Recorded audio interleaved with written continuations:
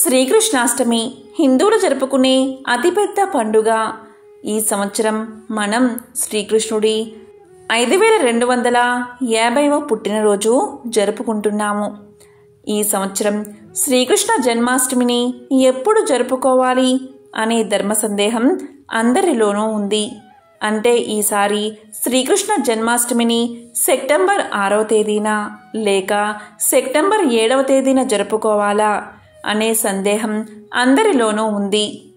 దీనికి వివరణ ఇప్పుడు తెలుసుకుందాం. హిందూ ఇతిహాసాలలో శ్రీ మహావిష్ణువు 8వ అవతారం. శ్రీకృష్ణుడి జన్మదినం శ్రీకృష్ణ జన్మాష్టమి, కృష్ణాష్టమి లేదా వడ్ల పండుగ లేదా గోకులాష్టమి లేదా అష్టమి రోహిణి అని పిలుస్తారు. శ్రీకృష్ణుడు దేవకీ వసుదేవులకు దేవకి 8వ గర్భంగా శ్రావణ మాసం కృష్ణపక్షం అష్టమి రోజు కంసుడి చెరసాలలో జన్మించాడు.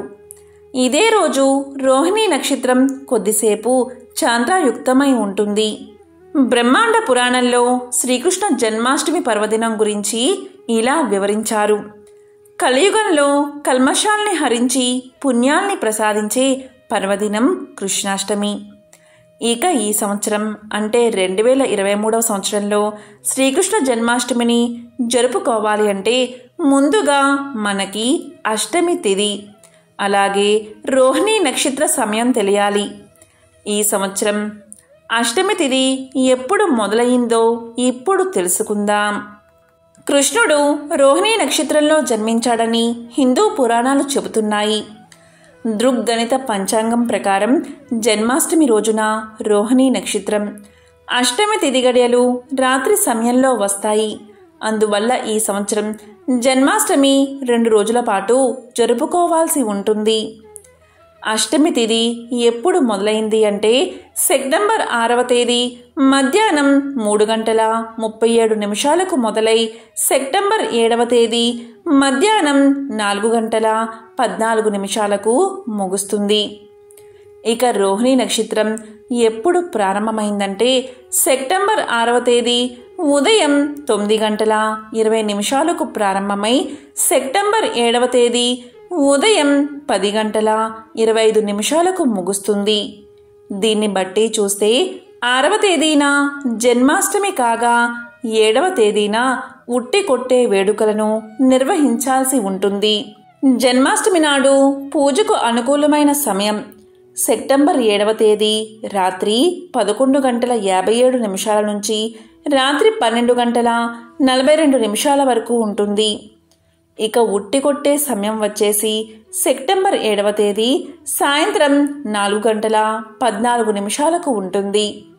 కాబట్టి ఈ సంవత్సరం 6, 7వ తేదీల్లో కృష్ణాష్టమిని జరుపుకోవచ్చు. కృష్ణాష్టమి అనగా కృష్ణుడు పుట్టినరోజు. ఈ రోజున తెల్లవారుజామునే కాలకృత్యాలు తీర్చుకుని స్నానం చేసేటప్పుడు నీటిలో తులసి ఆకులు, గంధం పొడి, పసుపు వంటివి వేసుకుని అభ్యంగ స్నానం చేయాలి. ఆ తరువాత శ్రీకృష్ణుణ్ణి పూజించి ఉపవాసం ఉండాలి. సూర్యుడు అస్తమించే సమయం ప్రదోష కాలంలో దేవాలయానికి వెళ్ళి కృష్ణుణ్ణి పూజిస్తూ భజన సంకీర్తనలు చేయాలి. ఆ తరువాత కృష్ణుడి లీలలను స్మరించుకోవాలి. ఆ తరువాత దహీ దండి, పెరుగు వెన్న నింపిన మట్టి కుండలను పగలగొట్టడం వంటి ప్రత్యేక కార్యక్రమాలు చేయాలి. ఆ తరువాత శ్రీకృష్ణుణ్ణి షోడశోపచారాలతో పూజించి లడ్డు, పెరుగు, వెన్న వంటివి నివేదించాలి. ఈరోజు గుమ్మానికి తోరణాలు, గడపకు పసుపు కుంకుమలు, పూజా గదిలో ముగ్గులు, అలాగే పూజకు అన్నీ సిద్ధం చేసుకోవాలి. బాలకృష్ణుణ్ణి ఇంటికి ఆహ్వానిస్తూ ఇంటి బయట నుంచి లోపలి వరకు శ్రీకృష్ణుడి పాదాలను ముగ్గుతో వెయ్యాలి. శ్రీకృష్ణుడికి తులసి అంటే చాలా ఇష్టం. అందుకని పూజలో ఆచమానం చేసే నీటిలో తులసి ఆకులు వేసుకుంటే చాలా మంచిది. అలాగే ఆయన్ని తులసి మాలతో అలంకరించాలి. శ్రీకృష్ణుడికి పొన్న చెట్టుతోనూ అనుబంధం ఉంది. వీలైతే ఆ పొన్న పువ్వులతో ఆయన్ని పూజిస్తే చాలా మంచిది. శ్రీకృష్ణుడికి ఇష్టమైన తెలుపు లేదా పసుపు రంగు పూలతో పూజించిన శుభమే. కృష్ణాష్టకం, కృష్ణ అష్టోత్తరం వంటి స్తోత్రాలు చదువుతూ పరిమళభరితమైన పుష్పాలతో ఆయన్ని అర్థించాలి.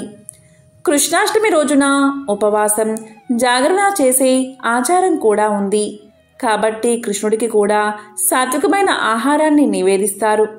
వడపప్పు, పానకం, పళ్ళు వంటి నివేదనలు సాధారణం. వీటితో పాటు ఆయనకు ఇష్టమైన పాలు, వెన్న, మిగడని కూడా ప్రసాదంగా సమర్పించవచ్చు. మరికొందరు బాలింతలకు పెట్టే మినప్పిండి, పంచదార కలిపి పెడతారు. కృష్ణుడు అప్పుడే జన్మించాడు కాబట్టి ఆయన తల్లిని బాలింతరాలుగా భావిస్తూ ఈ ఆచారం మొదలైందని చెప్పవచ్చు. చలికాలానికి శరీరాన్ని సిద్ధం చేయడం కూడా ఈ ప్రసాదం వెనుక ఉన్న పరమార్థంగా కనిపిస్తుంది. కృష్ణాష్టమి రోజున పూలతో పాటుగా ఆయన స్మరణ కూడా ముఖ్యమే. గోపాలుడి వైభవాన్ని తెలియచేసే భాగవతం, భగవద్గీతలను ఈరోజు ఎంతో కొంత పఠించాలి. అలా శ్రీకృష్ణుణ్ణి తలుస్తూ, కొలుస్తూ, భజిస్తూ కృష్ణాష్టమి రాత్రి గడపాలి. కృష్ణ పూజ చెయ్యాలి. అలా కృష్ణుణ్ణి పూజించాలి అనుకుంటే ఆ ప్రదేశంలో బియ్యం పోసి దాని మీద ఒక కుండను పెట్టాలి. ఆ కుండ మీద కృష్ణుడి ప్రతిమ ఉంచి పూజలు నిర్వహించాలి. అర్ధరాత్రి వేళ సంకల్లోని నీటిని తీసుకుని చంద్రుడికి, కృష్ణుడికి అర్ఘ్యాన్ని ఇవ్వాలి. మర్నాడు ఉదయాన్నే దగ్గరలోని వైష్ణవ ఆలయాన్ని దర్శించి ఉపవాసాన్ని విరమించాలి. ఇక కృష్ణాష్టమి రోజున రాత్రి జరిగే ఉట్టి కార్యక్రమం గురించి అందరికీ తెలిసిందే. బాలకృష్ణుడి చిలిపి చేష్టలను తలుచుకుంటూ పాలు, పెరుగు, వెన్న, అటుకులు వంటి పదార్థాలను పంచి పెడతారు. మరికొందరు హోలీ తరహాలో నీళ్లు చల్లుకుంటూ తమ సంతోషాన్ని వ్యక్తపరుస్తారు.